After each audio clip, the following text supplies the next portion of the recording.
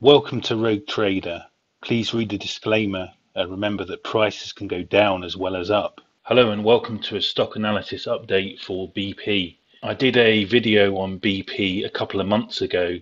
It's a really detailed analysis, about 40 minutes long. I'll put it up in the top right hand corner there if you want to look at it. But unfortunately, it looks like Russia could be invading Ukraine, or there's certainly a highly elevated risk of that. So this is my analysis in light of that, because as I had in that video, about half of BP's hydrocarbon reserves are actually owned via their 22% stake in Rosneft, and also 12% of BP's profits come via their ownership of Rosneft.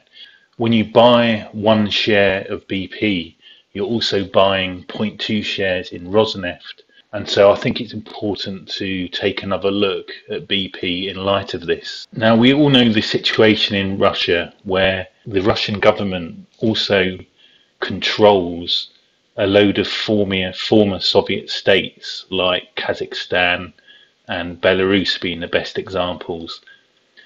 And what happens is, in these states, the power and all the wealth of the country is controlled by a rich ex-communist elite of oligarchs who are controlled by the Russian government. And the thing is that Ukraine has actually stood out as being the one ex-Soviet state who's maintained their own independence despite immense pressure from Russia. And obviously Russia has already invaded the Crimea and another part of Ukraine here. Back when I did this analysis, my initial analysis of BP, this was obviously a risk, but it was kind of a lower risk. And they had been positioning troops even then along the border of Ukraine. But this was seen generally as just posturing. But Ukraine's actually quite strategically important in that if you wanted to invade Russia or invade Europe from Russia, Ukraine's the open steps that allow a mechanized force to quickly affect such an invasion.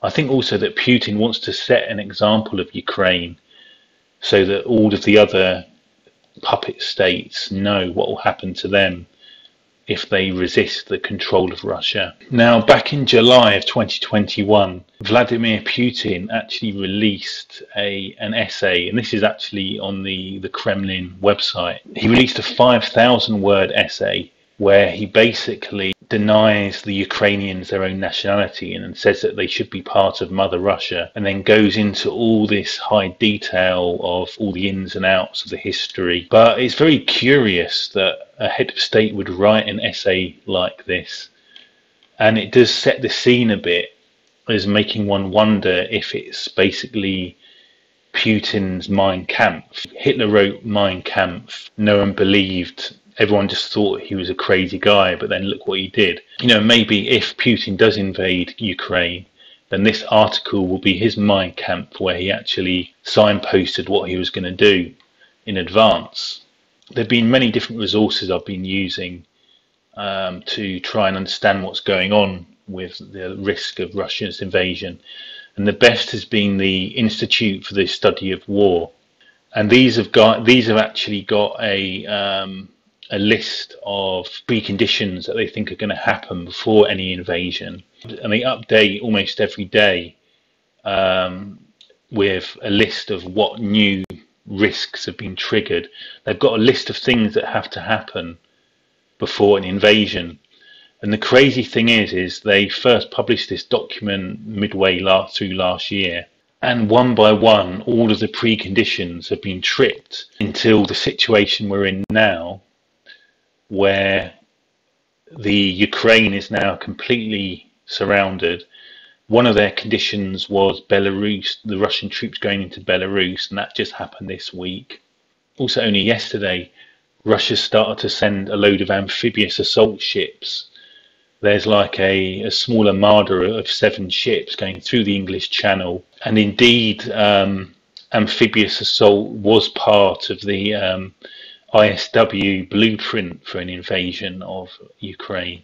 So it is like all the different pieces of the puzzle are together And also, we had the cyber attacks. Also, we've had attempted false flag operations only in the recent weeks, and then the whole charade of the meetings between the US and Russia, where they set down impossible demands. You know, the tensions and the risk have just continued to increase and increase until they're at a very high point now that I find unacceptable levels of risk. And of course, only yesterday, Biden had a press conference. In it, whether it was a gaffe or not, he pretty much said that he thought Russia was going to invade Ukraine. So whether there really is anything into that, or whether in a moment of incompetence he really was reading from the heart, I find myself in a situation where the risk of a Russian invasion really makes me very uncomfortable holding BP.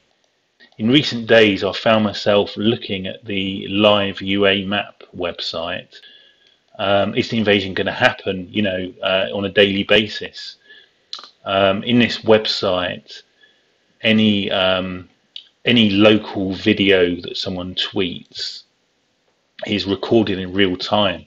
So you really do get an up-to-the-minute picture of if the invasion is going to happen or not. I mean, for example, here, someone tweets that they've seen the troops being transported to the south of Belarus 2 hours ago. And there you go, you see there in real time practically the events on the ground as they unfold. But frankly, I don't really want to find myself in this position where I'm having to put all this work in every day to try and sell my BP shares before the invasion happens. It may all very much be a ruse, and apparently the naval exercises aren't going to happen until like a week's time. But I've just decided that I do not find these risks acceptable as a BP shareholder. The sanctions that could be enforced if Russia invades Ukraine will have a real bad effect on the BP share price. BP, for every one share of BP you buy, you're buying 0.2 shares of Rosneft, and I just do not find that acceptable. So I've done well from my BP, and I've sold them here at a 20% profit.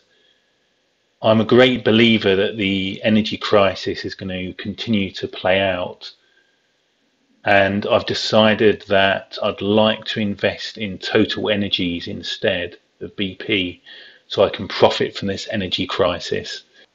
There are only actually two large oil majors you can invest in apart from BP in the FTSE, and that's Shell or Total Energies. Total Energies are a French company which also list on the FTSE.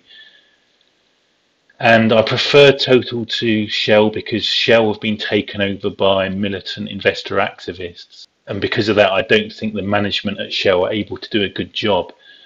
But actually, although Total are doing some of the gesturing that they have to do, they've still kept intact a lot of their natural gas assets. They've actually got a load of natural gas power plants, which I think are exactly where you want your energy to be as a company in light of the energy crisis. They've even maintained a refinery and petrochemical portfolio, whereas I know that BP and Shell have been offloading theirs. So overall, I think that the Total Energy look like a real good way to be invested in a way that's going to profit from the energy crisis as an alternative to BP. So I'm going to have a real good look at Total Energy before I do invest in them. But what's for sure is, with what's going on with Russia threatening to invade Ukraine, I don't want to be a BP shareholder anymore, so I've sold my shares.